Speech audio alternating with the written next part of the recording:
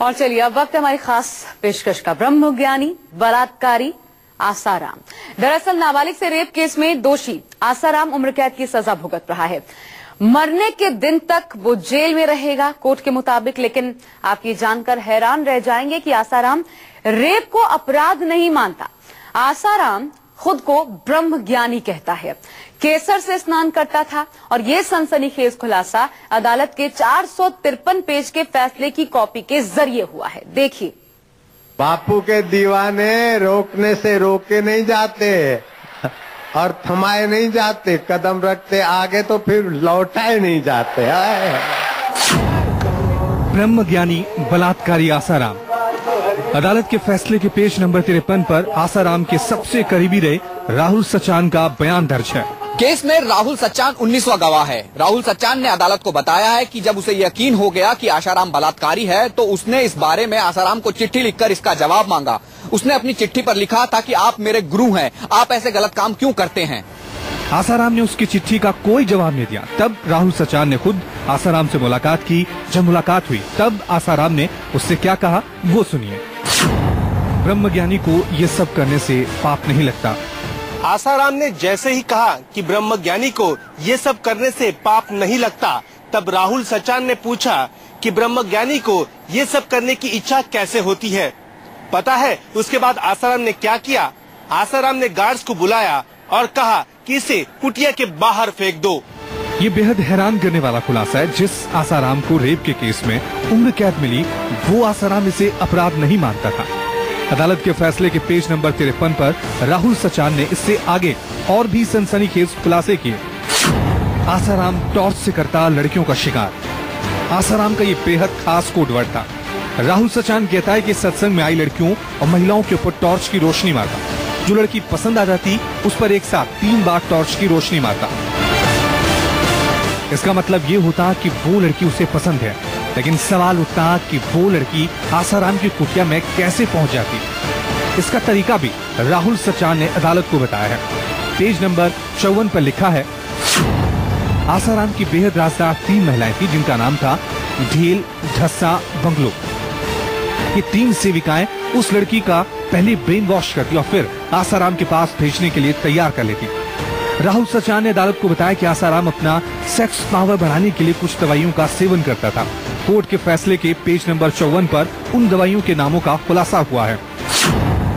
आसाराम की दवाइयां कामनी विद्रायन रस, काम चूड़ामणि रस, कामनी मर्दन रस, पुष्प धनावारस, मकर ध्वज।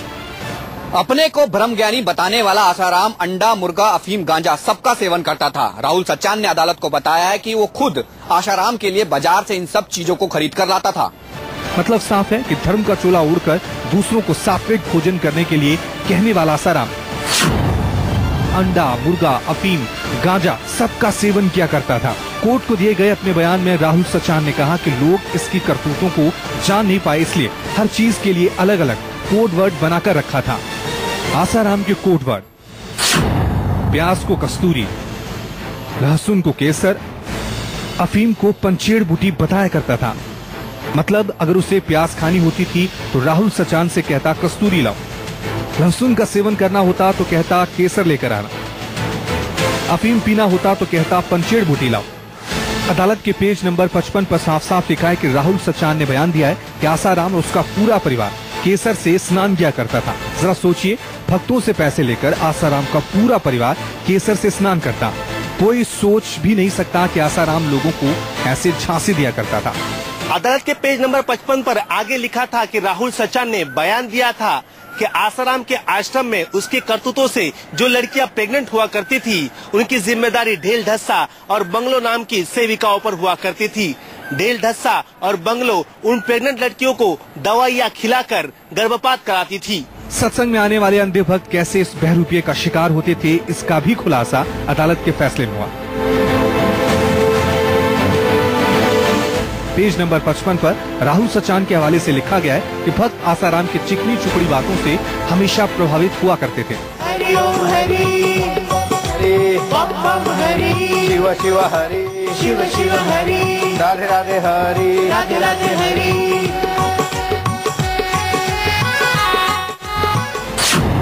वो अपने भक्तों से कहता, सगाई, शादी, व्यापार श्रावण मास में नहीं करने चाहिए, नहीं तो बच्चे विकलांग होंगे, व्यापार नष्ट हो जाएगा, शादी और सगाई टूट जाएगी।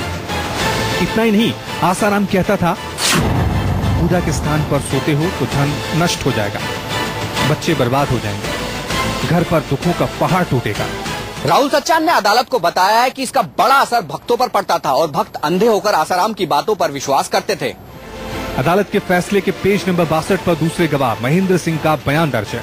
महेंद्र सिंह ने कहा कि कई बार लड़की अपने माता पिता के पास होती तो उसे सुंदर देखकर आसाराम अपने पास बुलाता तो पूछता, क्या कर रही हो, क्या बनना चाहती हो, पढ़ाई क्या करोगी, मेरा सानिध्य लाभ मिलेगा तो मैं पूजनीय बना दूंगा, लोग तुम्हारे चरणों में माथा टेक देंगे। आसाराम इससे आगे भी कहता, वो कहता है, मैंने सिर्फ 3 तक ही पढ़ाई की है, बड़े बड़े जज, आईपीएस और नेता मेरे कदमों में होते हैं, पढ़ाई करके दुनिया की गुलामी ही करनी पड़ेगी। इसके आगे आसाराम कहता, मेरी शिष्या बनकर श्रेष्ठ बन जाओगे। अदालत को महेंद्र सिंह ने बताया कि सारी बातें सुनते सुनते उसका दिमाग चकरा चुका था, इसलिए साल 2005 में आश्रम को छोड़ दिया। कोर्ट के फैसले की कॉपी का पेज नंबर 73, गवाह नंबर 39 अजय कुमार। अजय कुमार ने अदालत को बताया था कि आसाराम अपनी राजदार, ढेल, झस्सा और बंगलों को कभी कभी बहुत बुरी तरीके से डांटा करता था। डांटने की वजह सुनेंगे तो आपके पैरों तले जमीन खिसक जाएगी। ढेल, झस्सा, बंगलो किसी लड़की को अगर आसाराम के पास भेजती और आसाराम को वो पसंद नहीं आती, वो इन तीनों पर भड़क जाता, गंदी गंदी गालियां तक दिया करता था। पूरे हैं वे मर्द जो हर हाल में खुश हैं, मिला अगर माल तो उस माल में खुश हैं, हो गए बेहाल तो उस हाल में खुश है। परिस्थितियाँ परिवर्तित है और आत्मा जेल में कैसे मस्त है, खुश है। जेल में पूछो पड़ोसियों से, मौज में आ जाते हैं। जज साहब ने आगे लिखा है कि क्रॉस एग्जामिन में इन तीनों गवाहों के बयान 100% सच पाए गए।